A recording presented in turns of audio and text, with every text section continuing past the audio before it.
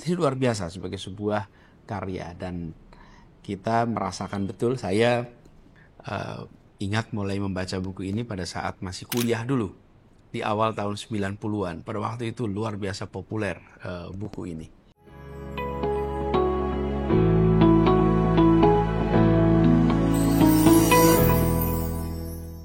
Assalamualaikum warahmatullahi wabarakatuh. Kali ini saya akan bahas salah satu buku pengembangan diri yang paling berpengaruh sepanjang masa. Bagi kita-kita yang usianya di atas 40 tahun, barangkali sudah pernah melihat, sudah pernah membaca, bahkan mungkin sudah mempraktekannya. Tapi bagi sebagian yang usianya lebih muda, buku ini mungkin belum tentu terjamah. Apa itu? Namanya The 7 Habits of Highly Effective People. Ini ditulis oleh Stephen Covey. Edisi ini diterbitkan tahun 2013. Pada saat itu saja sudah terjual 25 juta kopi dan anniversary yang ke-25. Jadi kalau sekarang sudah lebih dari 35 tahun usia dari buku ini. Dan pasti juta eksemplarnya sudah jauh lebih banyak. Dan yang tidak kalah menarik, ini diterjemahkan ke lebih dari 40 bahasa. Ini bukan sekedar buku motivasi biasa. Ini adalah panduan transformasi diri yang disusun berdasarkan studi literatur selama 100 tahun terakhir. Ini luar biasa sebagai sebuah karya, dan kita merasakan betul. Saya ingat mulai membaca buku ini pada saat masih kuliah dulu, di awal tahun 90-an. Pada waktu itu luar biasa populer buku ini. Nah, ada beberapa hal. Pertama, gambaran umum dulu. Jadi ada 7 kebiasaan yang kita nanti akan bahas satu persatu, tapi sebelumnya ada strukturnya. 3 yang pertama itu fokus pada kemandirian atau kemenangan pribadi. Lalu 3 yang kedua adalah tentang kemenangan publik atau saling ketergantungan. Dan yang satu terakhir adalah bagaimana pengembangan diri itu dilakukan secara berkelanjutan. Jadi ada 3 porsi ini. 1 adalah tentang pribadi, 2 adalah tentang ketergantungan itu bersama publik, ya, kemenangan publik, dan yang terakhir adalah pengembangan. Nah, yang membuat beda buku ini, jadi bukunya Stephen Covey ini dibanding pengembangan buku yang lain, adalah penekanannya pada perubahan karakter, bukan sekedar perubahan perilaku. Jadi Stephen Covey ini percaya bahwa untuk mencapai kesuksesan yang berkelanjutan, kita perlu mengembangkan prinsip-prinsip universal yang menjadi dasar etika karakter. Apa itu 7 kebiasaan itu? Kita coba lihat satu persatu ya. Nanti Anda tentu baca lengkapnya di sini. Pertama adalah harus proaktif.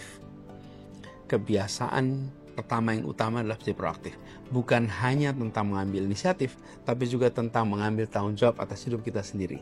Jadi Stephen Covey menekankan pentingnya fokus pada lingkaran pengaruh kita, hal-hal yang bisa kita kendalikan, bukan hanya lingkaran perhatian, hal-hal yang di luar kendali kita, tapi hal-hal yang betul-betul dalam kendali kita. Kemudian yang kedua adalah istilahnya menarik, begin with the end in mind.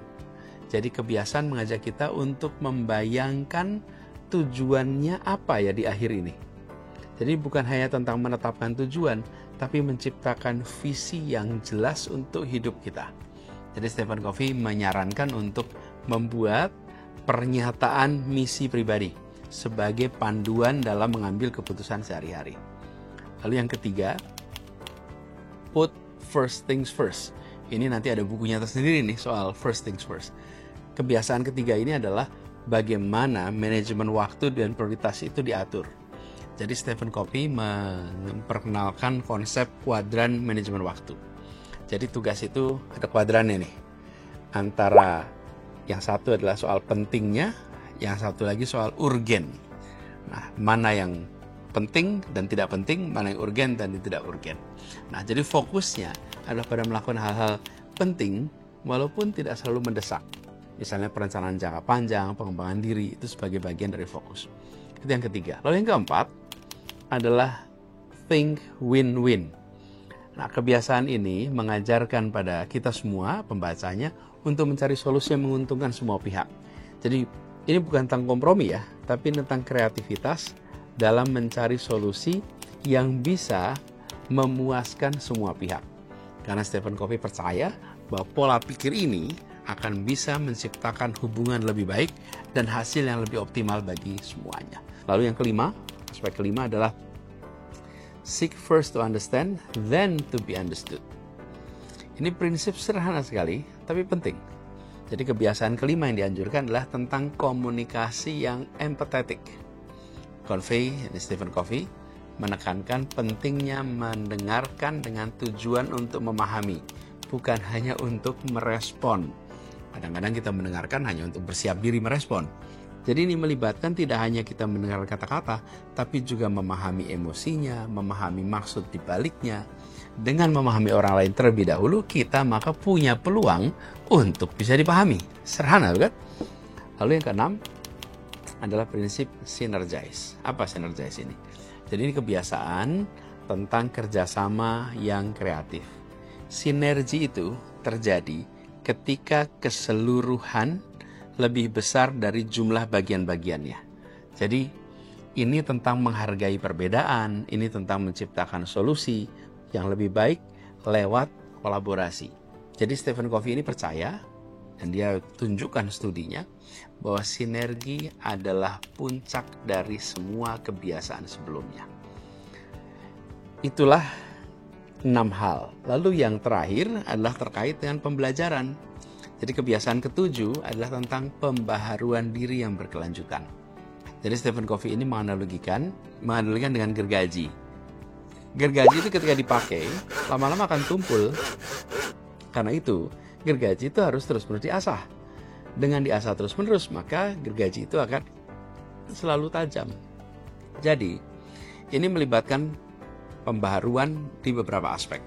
Pertama, aspek fisik. Kedua, aspek mental. Ketiga, aspek sosial dan emosional. Dan keempat, aspek spiritual. Dengan terus mengasah gergaji, mempertajam itu, maka kita bisa memastikan bahwa diri kita akan selalu efektif dalam jangka panjang. Nah, buku 7 Habits of Highly Effective People ini satu hal menjelaskan konsepnya. Lalu ada personal workbooknya. Ini seperti sepasang.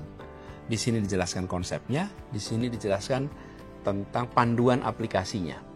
Jadi yang panduan aplikasi ini bisa diisi di sini. Misalnya ketika menyusun rencana, goal planning, jelaskan ini, rencana jangka panjangnya apa, deadline-nya kapan, kemudian keutamaan pada misi, perannya sebagai apa, lalu step-stepnya apa, langkah-langkahnya, kemudian deadline-nya bagaimana.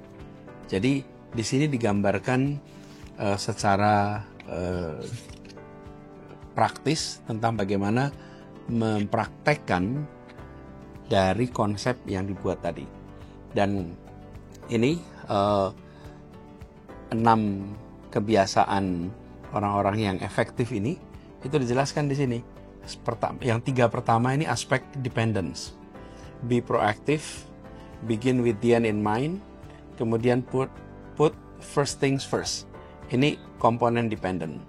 Lalu 3 yang berikutnya adalah think win-win, seek first to understand, then to be understood, lalu synergize. Nah, ini adalah public victory. Jadi, ketika kita mengerjakan 3 pertama, kita akan mencapai independence. Ketika berhasil mengerjakan 3 yang kedua, kita akan mencapai interdependence.